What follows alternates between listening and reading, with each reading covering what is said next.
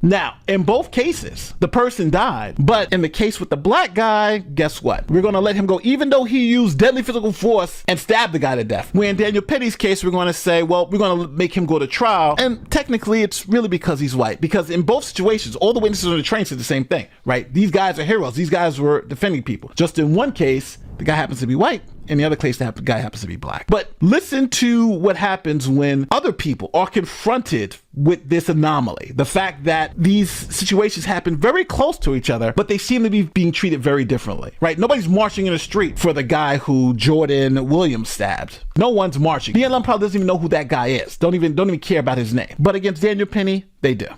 I said, what about the Jordan Williams case here in New York? Same situation, African-American gets on a subway, ends up killing a guy, grand jury tosses it out at the exact same time as the Penny case. What about Bernard Goetz? That's different because he used the same weapon that the alleged victim had. I hate stopping people in mid-sentence, but she's lying about the facts of the case. In the Jordan Williams case, Jordan Williams was the person who brought a knife to the scene. This actually hasn't come out yet, but a few weeks ago before this incident, there was a woman who actually put a knife right into my eye, so she literally had it inches from me. Yes, so that honestly is what scared me into starting to carry. And Jordan Williams was charged with weapons violation, but obviously the grand jury didn't charge, so it's legal for him. But that knife, he was charged with carrying an illegal weapon, weapons charges, because he had the knife. Victim had no knife. The only person that had a knife was Jordan Williams.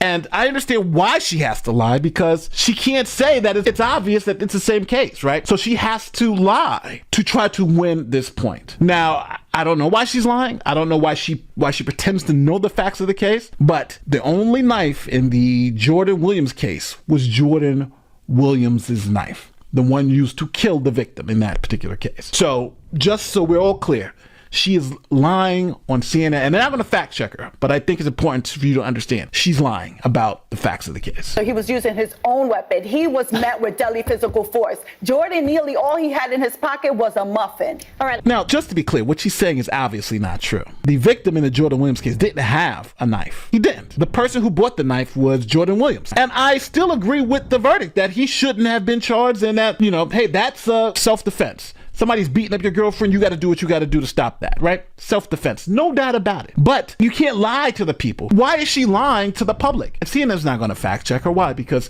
CNN is okay with her lying about the facts of the case. So at the end of the day, I want you to tell me where I'm wrong in this particular case. I think both these men should have been acquitted. I think both these men didn't do anything wrong. I believe that self-defense is a thing, and I believe if you believe Jordan Williams is guilty of self-defense after he pulled a knife and stabbed somebody for hitting his girlfriend, then I think you should also believe Daniel Penny is not guilty because he employed self-defense to save other black people. But you won't hear BLM marching for Jordan Williams' victim. You won't hear them saying that Jordan Williams' victim was unhoused. You won't hear them saying that Jordan Williams' victim was unarmed. You won't hear them saying any of that. You won't hear them saying, oh, people harass people on the train all the time, right? Why? Because he happens to be black.